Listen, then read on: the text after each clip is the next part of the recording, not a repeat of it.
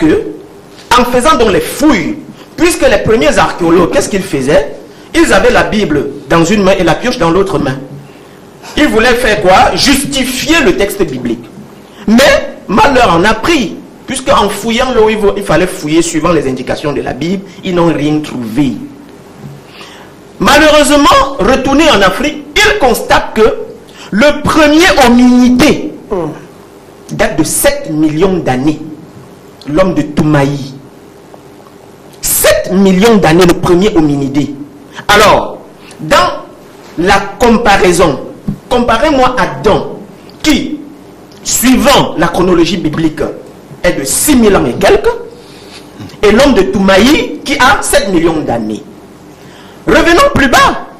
Alors, on va nous dire, oui, il n'était que hominidé. Et le premier homme, c'est qui? Mais Lucie... Alors, si on évolue un peu, sans vous couper pour vous relancer, les chercheurs des Américains venus d'Harvard, il y a de cela quelques mois, ont détecté un squelette plus vieux que Toumaï au Cameroun. Nous sommes au nord-ouest avec la découverte de Shumlaka. Ça veut dire que Toumaï reste... En fait, vous allez constater que les Américains qui ont fait donc la recherche à Shumlaka, on a constaté que des corps, des 18 corps qu'ils ont analysés, ces 18 corps correspondent aux 4 types de populations qu'on retrouve en Afrique. Ça veut dire que le Cameroun a été un berceau depuis lequel la population s'est dispersée pour aller peupler le reste du continent. 4 types de populations. C'est une recherche très poussée. À promouvoir d'ailleurs. Effectivement, très poussée, puisqu'ils ont étudié justement le génome. Et ça se passe au Cameroun. Au Cameroun. Vous voyez que rien qu'à partir de là, on remet la problématique d'Adam au bout du jour. Et on se dit, mais si la Bible nous dit, parce que même la tradition islamique, ils copient, ils s'abreuvent à la même source. On va entrer pourquoi ils ont fait Adam. Si vous voulez, on entrera dedans. Pourquoi ils ont fait Adam.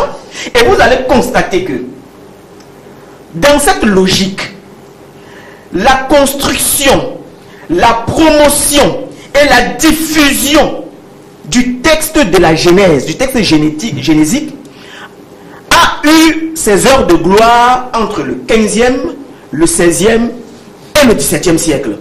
Et on peut analyser pourquoi c'est cette période que l'image, soit du jardin d'Éden, soit d'Adam et Ève, a été une image promue. Et d'ailleurs, quand on dit Ève, Ève veut dire l'aube, fondamentalement. Quand vous rentrez en anglais, on dit Eve, de Eve.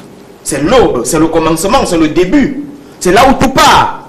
Alors, s'il faut analyser ainsi, tout part d'où? Si on entre en Afrique... Justement, c'est une question au-delà des livres sacrés que vous avez évoqués tout à l'heure, la Bible, le Coran et bien sûr d'autres, et bien d'autres livres sacrés. Quand est apparu le premier être humain sur Terre? Suivant la génétique des populations, l'archéologie, la paléontologie, à l'heure où nous parlons, le premier être en tant que tel, l'homme, comme vous et moi, est apparu sur le continent, sur un continent qu'on appelle l'Afrique. Et je vais citer ici le professeur Cheikh Anta Diop. Il dit, certes, l'Afrique est le berceau de l'humanité, mais ce n'est pas un berceau à roulettes. Ça veut dire quoi? Ça veut dire qu'il n'y a pas eu ce que, en paléontologie, on appelle le polygénisme. Que les êtres humains seraient apparus sur plusieurs endroits à la fois. Ce n'est pas possible. Parce que jusqu'au jour d'aujourd'hui, on n'a pas prouvé. On a essayé de prouver. On a essayé de le faire avec l'homme de Chine. Ça n'a pas donné. Quand on a voulu calibrer, on a compris que l'homme de Chine sort de l'Afrique, fondamentalement. Ça n'a pas donné. Alors, vous voyez très bien que, rien qu'à partir de là, il n'y a aucun débat qui va venir remettre en cause cela. C'est pas possible. Alors, l'histoire d'Adam et Ève, donc, est une histoire qui, premièrement, et le docteur Minkala l'a dit, ça ne rentre pas dans le sens de la science, puisque nous sommes en science. Spiritualité rime avec science, nous sommes en science. Ça ne rentre pas dans le cadre scientifique parce que le cadre spirituel, c'est ce qu'il veut nous expliquer, parce qu'il faut aussi avoir une double lecture des textes qui se présentent comme sacrés. Il y a une lecture, il peut y avoir une lecture historique. Père Nicolas a raison. Il peut y avoir une lecture historique, il peut y avoir une lecture spirituelle. Mais il faudrait à chaque fois que l'un s'adosse sur l'autre, ou bien l'une s'adosse sur l'autre. Parce que s'il n'y a pas cette corroboration entre les deux textes, ça pose donc justement problème dans l'interprétation. Pourquoi? Parce que il y a ce qu'en psychologie on appelle l'imaginaire. l'imaginaire s'ancre dans notre cerveau à partir des images. Et ce sont les imaginaires qui façonnent nos imaginations. Alors, si vous mettez dans la tête de vos fidèles que le premier homme serait né en Asie, là-bas, et que justement, il y a un peuple qu'on présente là-bas comme le peuple de Dieu, mais fatalement, les gens vont le concevoir, et les gens vont penser ainsi. Nous avons vu sur Internet des Juifs, des Noirs qui prient pour Israël.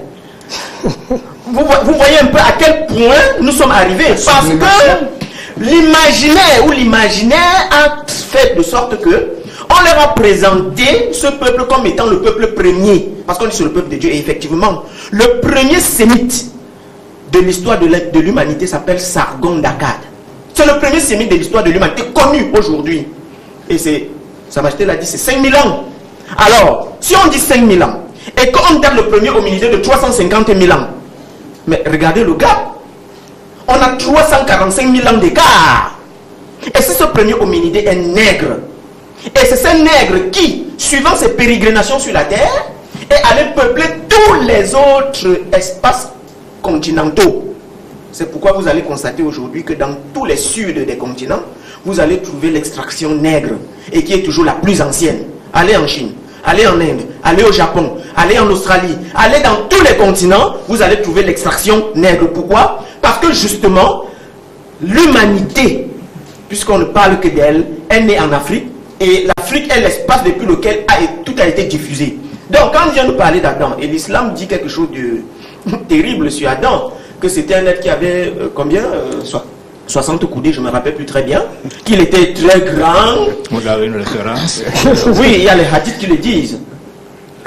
Sur la taille de Adam. Mais c'est qu'il parle donc de Dieu. Sur la taille de Adam, il y a des hadiths qui le disent, qu'il avait 30 ou 60 coudées. Je ne me rappelle plus bien de la mesure. Alors, vous voyez que rien qu'à partir de là, ils ont la même extraction, qui est une extraction orientale ou extrême orientale, ce qui fait que, fondamentalement, ils peuvent partager cette même idée de la création. Donc, nous disons que nous ne parlons pas du mythe ici. Nous ne sommes pas en train de parler du mythe. Il y a un Français qui a écrit un livre magnifique. Vous allez chuter par là. Pierre Jovanovic. Le titre du livre, c'est Le mensonge universel. Comment est-ce que la figure d'Adam a été fabriquée pour mentir à l'humanité?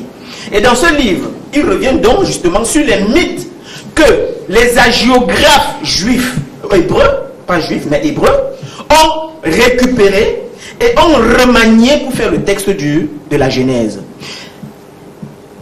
Il n'y a pas de doute que, en analysant ces textes, notamment les cunéiformes des Sumériens, vous allez constater que c'est un copier-coller. Mais comme nous sommes dans des sociétés patriarcales, on a évacué l'image de la femme, on a fait d'elle la pécheresse.